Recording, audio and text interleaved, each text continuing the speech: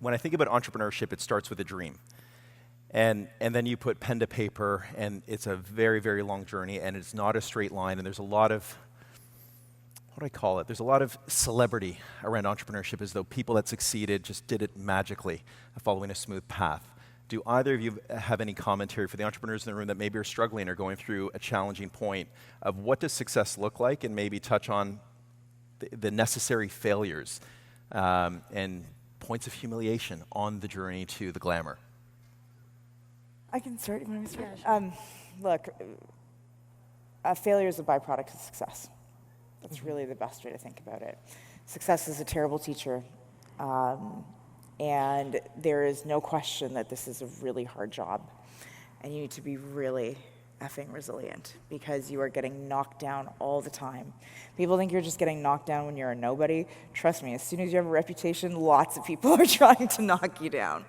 And so growing that own sense of self-worth, you know, living through the rejection yourself and realizing that you need to learn from things, but you know, learning is a 2-day process, not a 6-month of moping process is another thing. And there's no way to do this, but this is the career where you get probably the most resilient.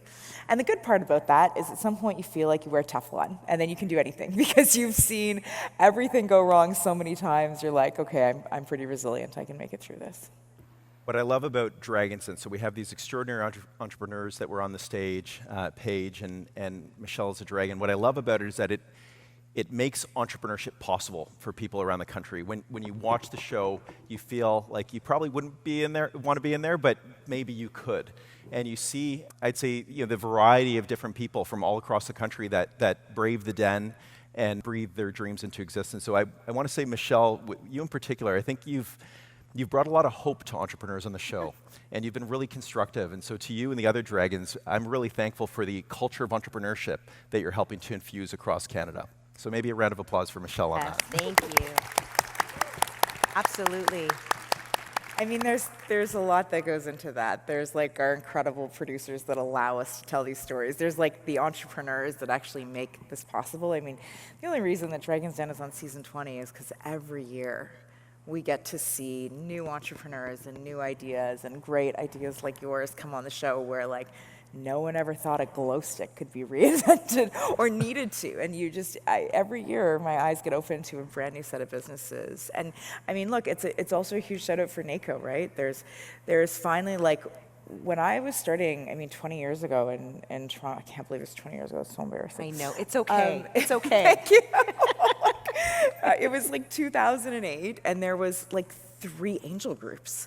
Like there was 4 early stage investors. Like this whole landscape has transformed so much. Now you can go actually directly to NACO. They can start telling you these incubators, these are the angels you should talk to, this is where you should go. And like fundraising is always a miserable journey. Like you're gonna make 100 pitches and you're gonna get 3 people interested. That's just always the ratio, no matter if you have the idea that's the next Uber or the idea that's gonna flop. It's just always that, but it's incredible what you guys are doing as well.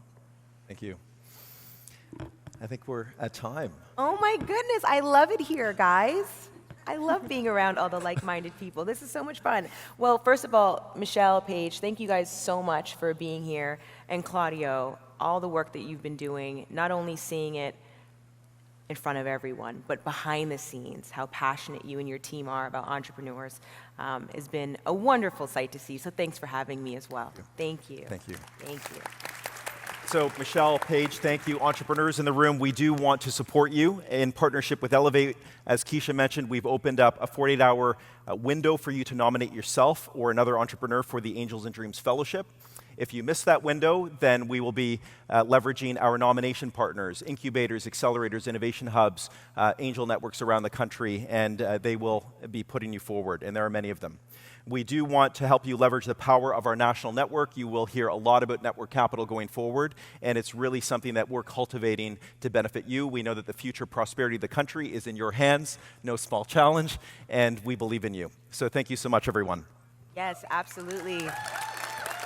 And lastly, just to say, to learn more, please visit angelsanddreams.com. There's a way for all of you to get involved as fellows, mentors, or sponsors. So please, let's seize the momentum and let's make some great things happen.